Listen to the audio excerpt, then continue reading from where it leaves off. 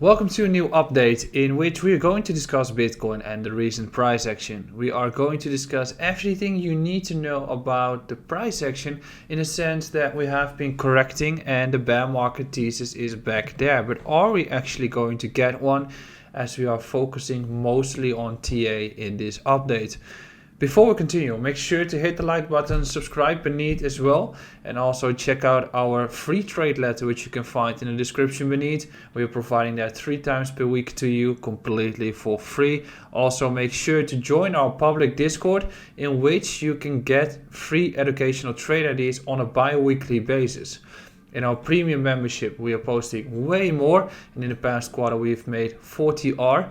But in the free section, we are posting 1 per 2 weeks for you to check what we are doing in the premium. And we have the 1 week free access, which you can activate at any time in our Discord. The link for our Discord you can find in the description beneath. Now, when we're looking at the markets and at our schedule on YouTube, in the previous updates, we have been providing an update on the altcoins on Saturday. Next Saturday, we will be focusing on that again.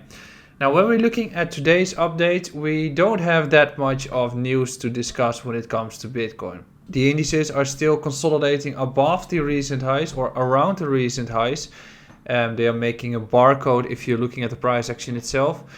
Gold is still doing relatively well. The dollar is still hanging around support while BRICS is integrating more countries into their system.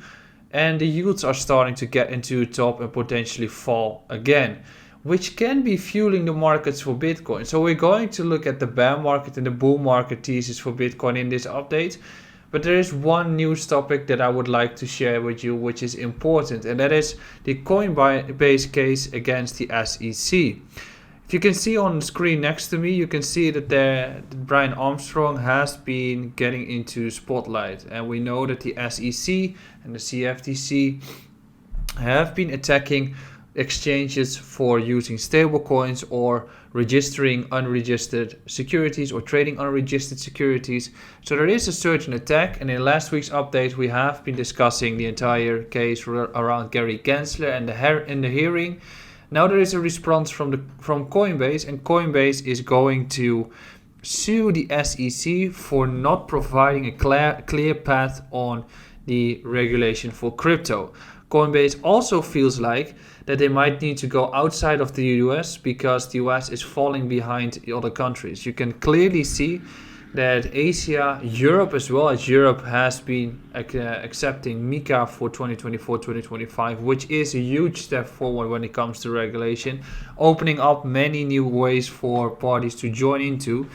But they have been stating that they could be leaving the US, and that's why they are going to sue the SEC. And what we can see in the article is the stringent oversight of the Securities and Exchange Commission in particular has brought immense stress to the market.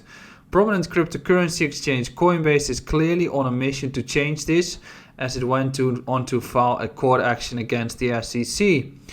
Late on Monday, Coinbase has filed a lawsuit against the SEC requesting that the court order the organization to reply to its demand for more clarity around cryptocurrency laws. So they have been asked a federal court in the United States to order the SEC to respond yes or no to a petition submitted in July 2022, which was: the exchange posed 50 specific concerns to the watchdog in the petition from July 2022. This petition entailed questions regarding how particular digital assets should be regulated. The inquiries cover a wide spectrum. It certainly includes asking the SEC to clarify how it classifies tokens as securities. The petition also notes how trading crypto asset securities on SEC-regulated exchanges will take place. So Coinbase has been going forward with the regulation. They are progressive, but the SEC is pulling back on it. And that's also what we've heard with the hearing last week. What Coinbase will do after this, there are 2 ways. First of all, they can leave the country. But the other response is it's important for the SEC and other agency petitioned for rulemaking to respond to the petition once the agency has made up its mind, especially if the answer is no. Otherwise, the public can never exercise its right to ask a court if the agency's decision was proper.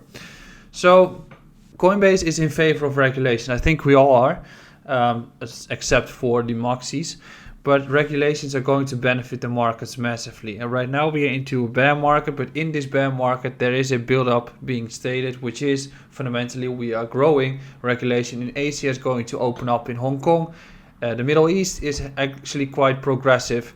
Europe is coming in as a new country with regulation opening up for many more parties to join the markets, to create new instruments that can be traded on other exchanges so more parties can join, hence we can get a bigger bull even more. Now the US needs to step in and Coinbase is taking the lead. This is important because it again fuels the thesis that we're going to have a bull cycle, and the question is, from where are we going to get it? The other question is, what are we going to get from the price action right now, and what should we be watching? Well, when we're looking at important events, we know that next week, Wednesday evening, we've got a Fed meeting coming in again. I'll be going live at 7:30 p.m. European time to cover everything surrounding the event of the Fed, the news and the aftermath from the Powell speech. I'll be covering everything in the live stream as we always do. The past few times I couldn't be going live, but here we are again. So tune in next Wednesday, and on Thursday we're going to update with my view on it as well. The other events that are important, today we've got consumer confidence. It comes in the moment I'm going live with this video. But more importantly is the fact of later this week. We've got some very important macroeconomic data points. GDP will come in. If GDP comes in worse than expected, you can see that the yields are going to fall, as the thesis for the yields to continue going high or the Fed to continue hiking is going to be diminishing over time. Unemployment claims, if this one continues the rally that we have been starting in the past few weeks and starts to accelerate a little bit, unemployment is going to increase significantly, hence why the Fed cannot continue the policy that they are doing with hikes. So most likely we will have a pause, and that pause will only give more fuel. The markets are currently pricing in 25 bips.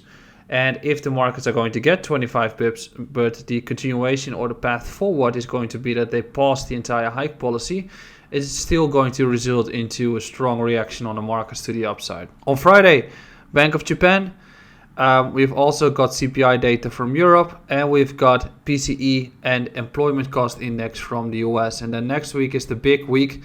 It's not only the Fed, but it's going to provide a lot of big events, which is PMI comes in on Monday.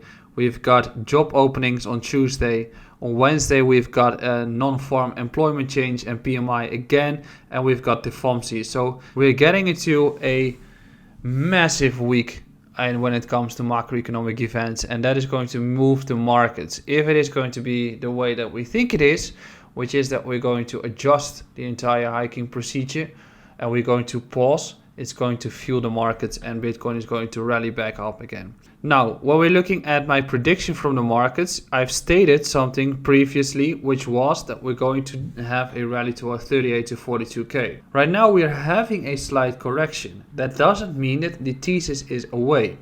The thesis still stands, and in between a rally going up, you can have swift corrections taking place. So I've been attacked on social media by the people that say, hey, we are not going to get that run anymore. Actually, it is still just fine. The weekly thesis, as you can see in the chart next to me, hasn't been changing. So we are still technically trending up on the weekly time frame. Even if we get a retest at 25k, we can have a continuation on a path towards 38 to 42k, which is correlating with the Fibonacci levels you can see next to me. Let's dive into the chart so I can discuss this a little bit more with you as well. As I just stated with the chart, there is still a case that we're going to have a continuation on the rally. So we have not been adjusting this entire thesis. We have been seeing a rally towards this resistance point at 30k, and we're getting a clear rejection there, which is a little bit overshot to the downside. If you go back in history, we have had these corrections taking place all the time, and then a grind continues the way upwards. In this case, we've also had a harsh correction taking place in 2020, in which we still held above a previous resistance point, becoming support, and then continuation of the trend. You can look at the same case in 2019, in which we just had pretty harsh corrections taking place, also in 2016, and then the trend continued. So there is no clear path saying that we must be going towards 12k, unless we reject ourselves or we lose a crucial support level which is beneath us. And that is based on the higher time frames. We're going to look at the lower time frames in a little bit, but the higher time frames clearly show us that we are still trending upwards. Different for altcoins, because I mentioned that once Bitcoin breaks through 30k, we clearly can have continuation on the trend, and we can have a continuation all the way towards 38 to 42k, because these are the Fibonacci levels we need to be watching. Also, if we crack 30k, there's not much in between to go all the way towards the area around 42 to 46 even. So that's my view still, and it's not unchanged. Now, when we're looking at the markets last week, I said this as well. I've used the chart from Bitcoin Archive. This chart is a monthly chart for Bitcoin USD. So every candle is monthly here. What we have as well is the MACD, and we've got the RSI. The RSI breaking through 50 is usually an indication that we're going to continue rally when it comes to the markets overall. Now what we see here is that we broke through it in 2016, bull cycle started. We didn't really have a retest of the lows taking place, and we continued.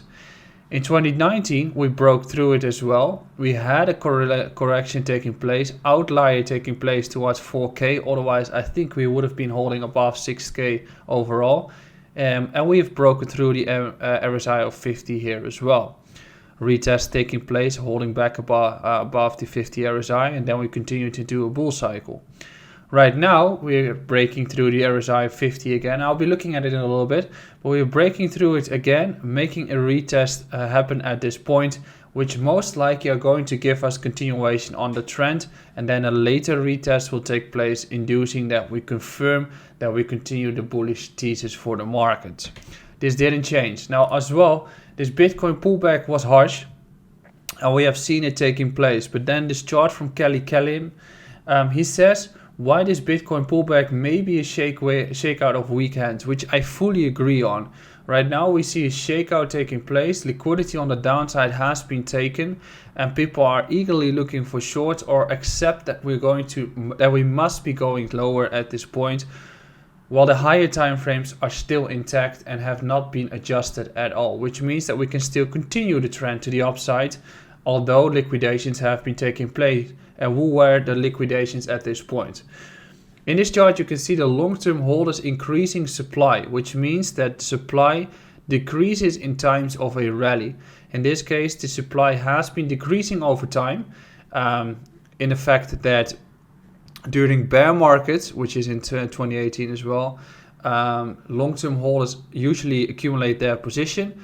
Here we can see that during the rally, they start to sell off their position and then start building again once the markets go down. Here we see the exact same peak high during the period of 2020, starting to sell off in the run upwards, through which the peak was a relatively low point of long-term holders supply, inducing that they started to accumulate even more during the last part of 2021. Now, why is this important? They are usually reverse of what the markets think.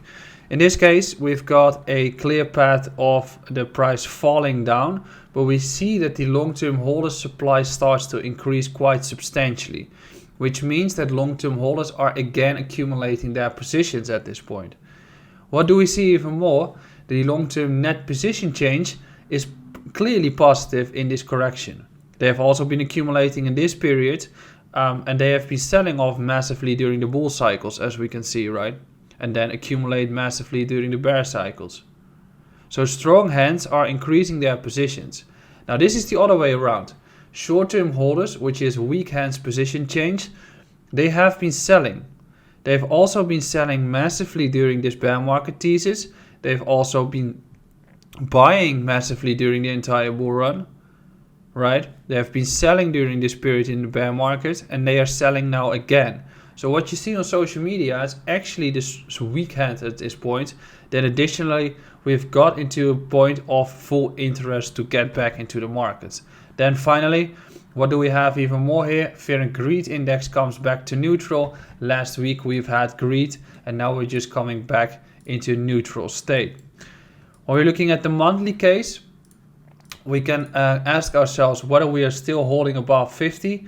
I'm grinding back up here. We are currently consolidating around the 50Ks.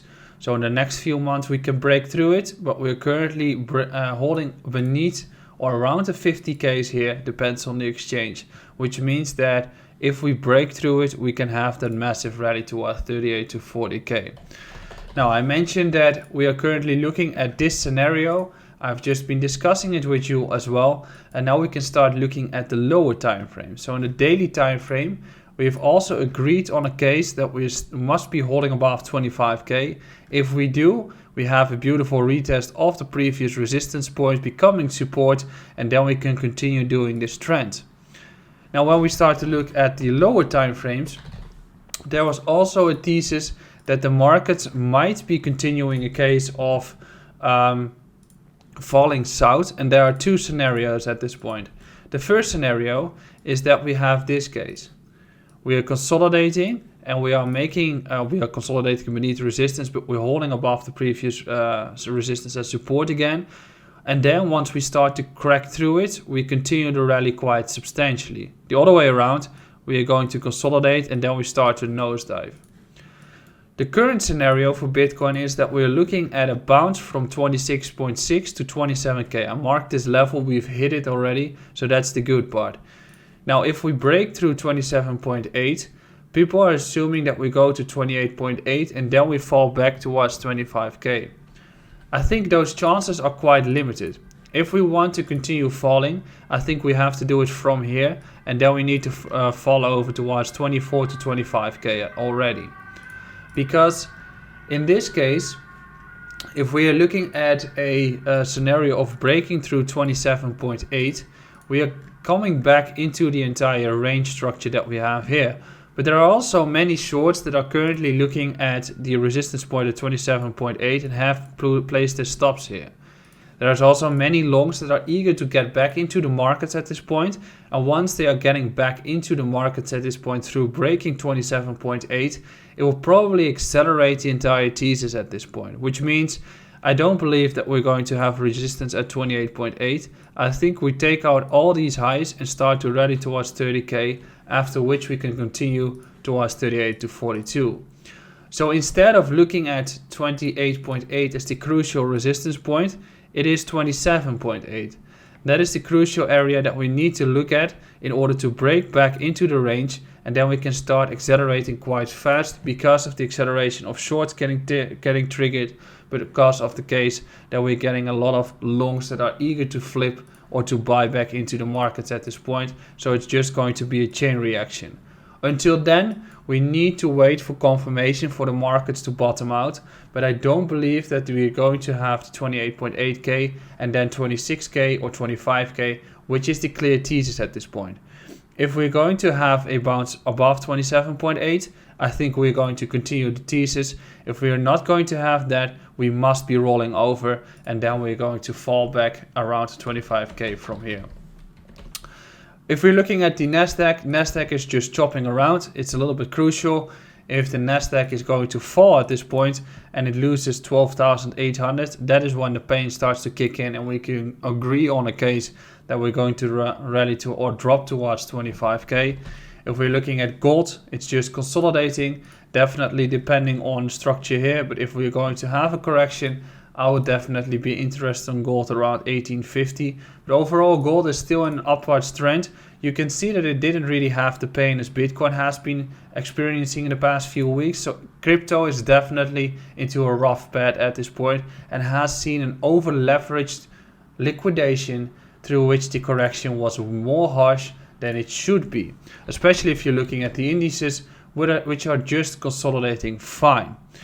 If we're looking at the DXY at this point, the trend remains to be downwards. Even though we have slight bounces taking place, the trend remains to be downwards. We have been testing support many times. If this breaks, I still believe that we're going to continue this downwards fall and come back towards 88, which is still going to fuel the markets to continue having the rally. Now finally, the yields at this point are currently rejecting. The yields have started to fall down again, and they have just witnessed a fake out above the recent high rejection, which means that the trend continues to be downwards for the yields as well.